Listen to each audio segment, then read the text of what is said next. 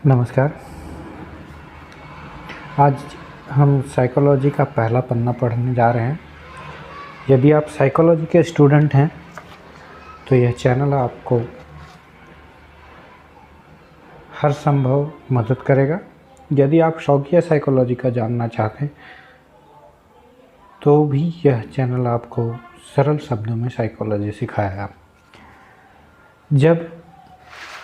जब भी मैं किसी को बोलता हूँ कि मैं साइकोलॉजिस्ट हूँ तो उनको लगता है कि मैं उनकी मन की बातें पढ़ लूँगा, परंतु ऐसा नहीं। साइकोलॉजी मन के बारे में बहुत सारी चीज़ों को जानता है, उसको समझता है और उसके अकॉर्डिंग सॉल्यूशन निकालता है। मन पढ़ लेगा या सारी मन की बातें जान जाएगा, ऐसी कोई बात नहीं है। तो चलिए बिना किसी देर के शुरुआत करते हैं। यहाँ दो महत्वपूर्ण चीज़ें जानने योग्य हैं। पहला है इन्वायरमेंट और दूसरे हैं आप, यानी आपका दिमाग और आपका मन। इन्वायरमेंट में आपके मन के अलावे सारी चीज़ें आ जाती हैं, यानी आपके बाहर की दुनिया, आपके बाहर अंदर में हो रहे कोई सेंसेशन, वो सारे के सारे इन्वायरमेंट में आ जाते हैं। तो हम जानते हैं कि इन्वायरमेंट में लगातार चेंजेस होते रहते हैं। ये चेंजेस बड़ी भी हो सकती हैं और छोटी भी हो सकती हैं। जब भी कोई इन्वायरमेंट में परिवर्तन होता है तो उसका अनुभव हमारे सेंस ऑर्गन द्वारा किया जाता है। जैसे बाहर गर्मी हुई तो हमारा स्किन बता देता है कि बाहर गर्मी है, ठंडी हुई तो भी बता देता है कि बाहर ठंडी है। कोई गंध आया तो हमारी नाक सेंस कर लेती है, कोई साउंड आया तो हमारे कान को पता लगा लेते हैं, इत्यादि। पता चलने के बाद वह इन्फॉर्मेशन हमारे ब्रेन तक ले जाई जाती है, जहां उसका प्रोसेसिंग होता है और पास्ट मेमोरीज के आधार पे उसका रिएक्शन होता है और साथ ही साथ एक नई मेमोरी भी बन जाती है। जब रिएक्शन होता है तब एक और इन्वायरमेंट में चेंज होता है। जैसे हमने कोई चीज़ के अगेंस्ट में रिएक्ट किया तो बाहर में हमने क्या बताया कि मन के अलावे जो बाकी चीज़ें हैं वो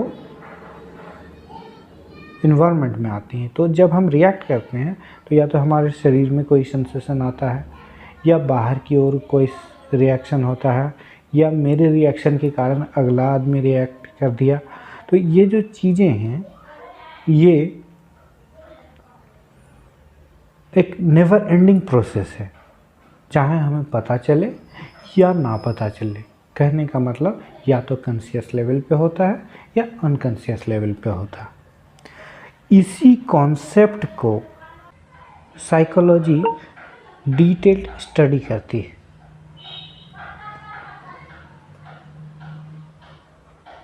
और हम भी इसका डिटेल स्टडी यहाँ पे करेंगे। तो इसी आधार पर साइकोलॉजी के सिलेबस को मैंने रीअरेंज किया है ताकि एक टॉपिक दूसरे टॉपिक को रिलेट कर पाए।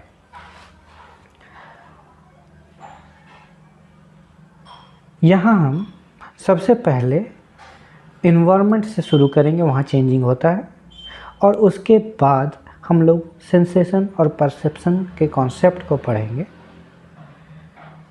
जहाँ पर जो बाहर का जो एक्सटर्नल एनवायरनमेंट में चेंज है उसको कैसे हमारे सेंस ऑर्गन्स रिसीव करते हैं, क्या उसका प्रोसेस है, उसको पढ़ेंगे।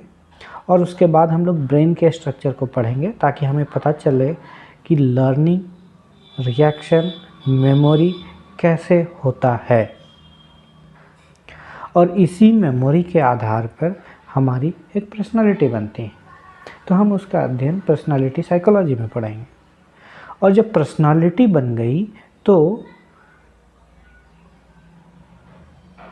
हम ह्यूमन बिहेवियर के बारे में बात करेंगे।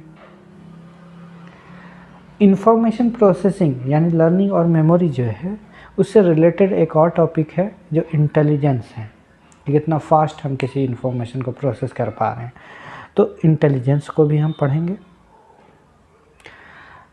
ह्यूमन बिहेवियर जैसे ही आता है तो सबसे इम्पॉर्टेंट हो जाता है इमोशन एंड मोटिवेशन, क्योंकि इसी पे आपका पूरा का पूरा एक्शन स्थापित होता है।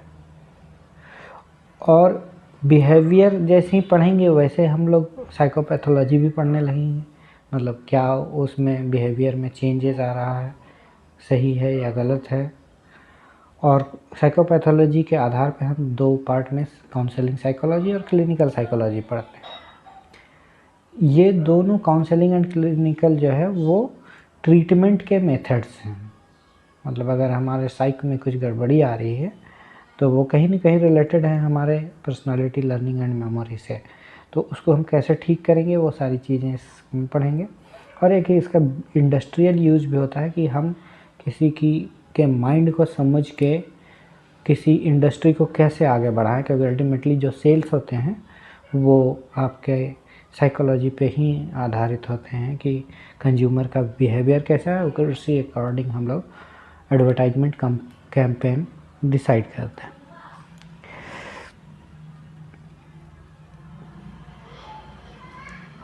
आगे जो ह्यूमन बिहेवियर है उसी से हम लोगों की एक सोसाइटी फॉर्म होती है, एक सोसाइटी का जन्म होता है। इसीलिए हम लोग फिर इसको सोशल लेवल पे पढ़ेंगे कि एक सोसाइटी की क्या साइकोलॉजी होती है, मतलब वो कैसे ऑपरेट कर रही है। और इसके अलावा कुछ अदर टॉपिक्स भी हैं जैसे डेवलपमेंटल साइकोलॉजी, मतलब जो बच्चे का ग्रोथ हो रहा है तो वो धीरे धीरे क्या साइकोलॉजिकल चेंजेस आ रही हैं, मतलब right from birth to death क्या साइकोलॉजिकल चेंजेस आते हैं, ये सारी चीज़ें उसमें पढ़ेंगे।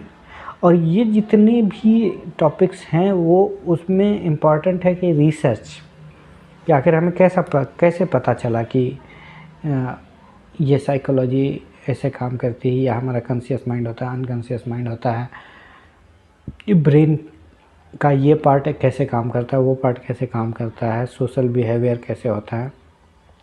तो ये सारे के सारे जो टॉपिक्स हैं वो आप रिसर्च मेथड्स में पढ़ेंगे कि क्या क्या टूल्स एंड टेक्निक्स हम इस्तेमाल करते हैं।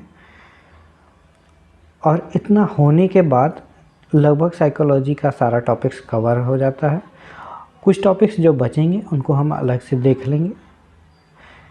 अगला टॉपिक इसी सीक्वेंस में होगा, तो यह सीरीज़ मिस ना करें या स्किप करने की कोशिश ना करें, वरना समझने में डिफ़िकल्टी आ सकती है।